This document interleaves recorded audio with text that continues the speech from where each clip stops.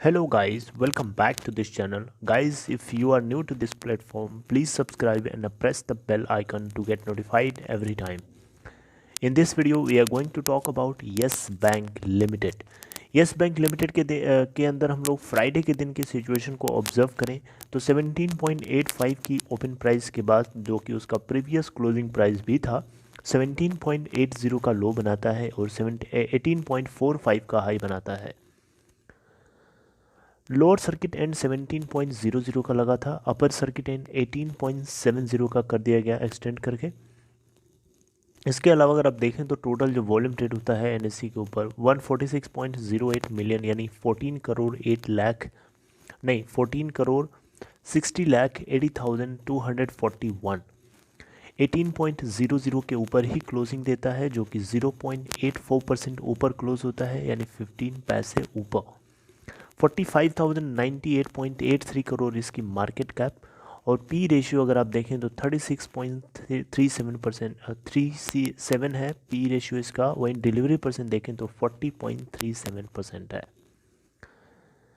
BSc के ऊपर के कुछ पैरामीटर्स को अगर ऑब्जर्व करें तो 18.05 के ऊपर यहाँ पे भी क्लोजिंग देता है, जो कि 1.06% ऊपर है अपने प्रीवियस क्लोजिंग प्राइस के रेस्पेक्ट में, जो कि 17.86 था। 25.6 मिलियन या फिर 2 करोड़ 56 लाख 77,653 क्वांटिटीज़ यहाँ पे ट्रेड होती हैं और 17.80 की लो बनाता है और 18.45 का हाई 17.90 की ओपन प्राइस के बाद।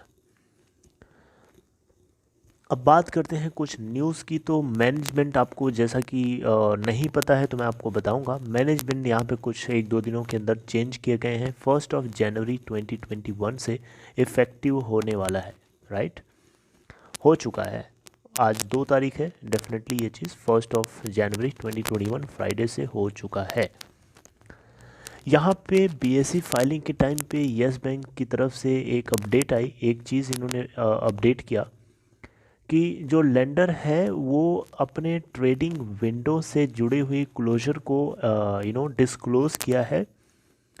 यहाँ पे जो लेंडर यानी येस बैंक ने जो अपडेट किया, मैं आपको बताना चाहूँगा कि जो ट्रेडिंग विंडो है वो येस बैंक के सिक्योरिटी से रिलेटेड जो डील करती है, स्पेशली उन पर्सन्स के लिए जो बैंक से डेजिग्नेटेड हैं या उसकी किसी सब्सिडरीज से जुड़े हों, ठीक है, या फिर कनेक्टेड पर्सन्स हो किसी भी टर्म्स ऑफ प्रोविज़न जो कि सेबी यानी प्रोहिबिशन ऑफ इनसाइडर ट्रेडिंग को regulation 2015 and code of conduct of the bank for prevention of insider trading from January 1, 2021 till the declaration of quarterly financial results of the bank.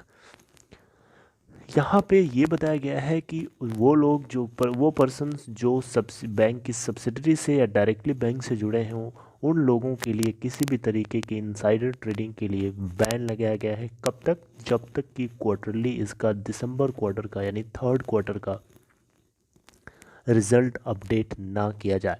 उसके बाद ये चीज़ trading window इसकी open हो जाएगी in close persons के लिए। और date of result की जो डेट है उसके बारे में अभी तक डिस्क्लोज़ नहीं हुई है डेट। वो जल्दी ही बैंक जो है उसको डिस्क्लोज़ करेगा बीएससी के ऊपर। ओके, इसके अलावा मैं आपको बताना चाहूँगा बैंक के कुछ मैनेजमेंट है जिनको चेंज किया गया है, उसको भी हम लोग आइए देख लेते हैं। लेकिन उससे पहले मैं आपको एक चीज़ और बताना चाहूँगा। अभी जल्द ही कुछ ही दिन पहले एडेल्विसिस सिक्योरिटी की तरफ से, जो कि एक ब्रोकरेज फर्म है, इसकी तरफ से बेसिकली एक अनाउंसमेंट आया था। अनाउंसमेंट या यूँ कहिए कि एक एजम्पशन था कि एक उनकी अपनी एनालिसिस थी कि जो येस बैंक लिमिटेड है वो म्यूचुअल फंड मतलब AMFI यानी semi annual association of mutual fund in India, इसका फुल फॉर्म है association of mutual funds in India. ठीक है, इसकी रिव्यू लिस्ट में शामिल हो सकता है लार्ज कैप की कैटेगरी में पढ़ने के लिए। तो ये एक बहुत ही बड़ी अपडेट है इसके मोमेंटम को ऊपर की तरफ बनाए रखने के लिए।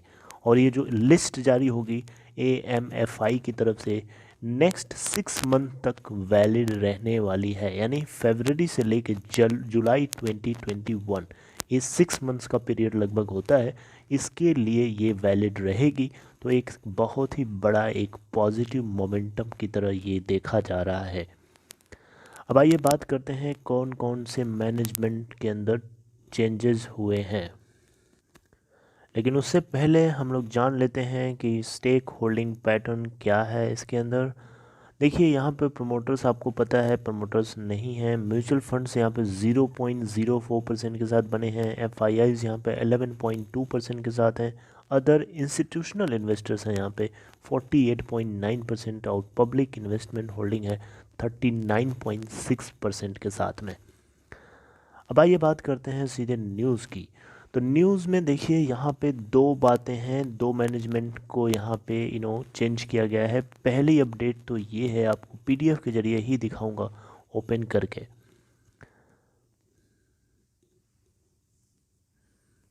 ओके, तो ये पीडीएफ ओपन हो गई, जैसा कि आप यहाँ देख सकते हैं। इसमें आपको मैं बता देता हूँ पढ़ के जल्दी से, उसके बाद समझ लीजिएगा, समझा भी दूंगा आपको। जैसे देखिए यहाँ पे लिखा है, this is to inform that the trading window for dealing in securities. ये हम लोग पहले से जान चुके हैं, तो इसको हम लोग नहीं जानेंगे।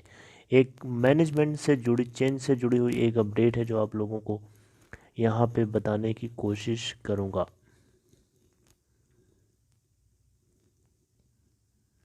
ओके, सो यहाँ आप देख सकते हैं आपके सामने, आप अगर आप देखें तो यहाँ यस बैंक की तरफ से कुछ कुछ मैनेजरियल पोस्ट थी। जैसे कि यहाँ पे देखें तो चीफ फाइनेंशियल ऑफिसर जो कि निरंजन निरंजन बंडोकर, पता नहीं मैं सही प्रोनाउंस कर पा रहा हूँ या नहीं, लेकिन इनको एक तरीके से देखा जाए तो चीफ फाइनेंशियल ऑफिसर के रूप में चूज़ कर लिया गया है, यानी अपॉइंट कर लिया गया है, और जो 1 जनवरी 2021 से इफ़ेक्टिव होने वाले हैं। इससे पहले चीफ फाइनेंशियल ऑफिसर की पोजीशन को संभाल रहे थे अनुराग अदालखा, ठीक है, जिनको इस पोजीशन से हटा करके इनको दूसरी पोजीशन दी गई है, जो कि ये चीफ ह्यूमन रिसोर्सेज ऑफिसर की तरह काम करेंगे। चीफ ह्यूमन रिसोर्स, आप यहाँ देख सकते हैं, chief human resources officer CHRO की तरह बैंक में काम करेंगे। तो ये कुछ पॉइंट्स हैं। अब यहाँ पे देखें तो बंडोरकर जो है ये 17 इयर्स के एक्सपीरियंस के साथ चीफ फाइनेंशियल ऑफिसर की पोजीशन को संभालेंगे यहाँ पे यस बैंक के अंदर। तो इनके अंदर रिस्क मैनेजमेंट और कैपिटल से जुड़े हुए काफ़ी अनुभव है, ठीक है। और ये प्रेजेंटली जो है रिस्पॉन्सिबल है for driving the sustainability agenda as well as the strategy and planning functions at the bank, ठीक है। तो यहाँ पे देखा जाए तो ये दो मैनेजमेंट इम्पोर्टेंट यहाँ पे मैनेजर्स जो हैं, मैनेजरियल पोस्ट जो है इनके चेंज हुई है, जो कि आपको पता होना ज़रूरी है। क्योंकि मैनेजमेंट जो इनके एम्प्लॉयज़ हैं, जो इनके अंदर एम्प्लॉयज़ हैं, वो सबसे ज़्यादा वैल्यूएबल एसेट्स हैं, बैंक के लिए सबसे ज़्यादा वैल्यूएबल एसेट्स हैं। क्योंकि पूरा का पूरा जो भार होता है, जो वेट होता है, इन्हीं के कंधों के ऊपर होता है, इन्हीं से पूरा सब कुछ सिस्टम रन आउट होता है, राइट। तो इनका सही होना और लेबोरियस होना बहुत ज़्यादा ज़रूरी है। So I hope you got this information. तो इन बातों को लेकर के यस बैंक में ज़बरदस्त आज तेज़ी देखने को मिली और 18 रुपीज़ के पॉइंट ऑफ लेवल को टच कर दिया, और आने वाले टाइम में मोमेंटम बने होने की उम्मीद है। क्योंकि पुरानी चीज़ें तो छोड़ दो, लेकिन नई चीज़ें अब धीरे धीरे सुधार हो रहा है इसके अंदर, और पीछे से बहुत सारा सपोर्ट भी है इसको लेकर के। So hope you guys like it. This is all, take care of yourself, thank you very much.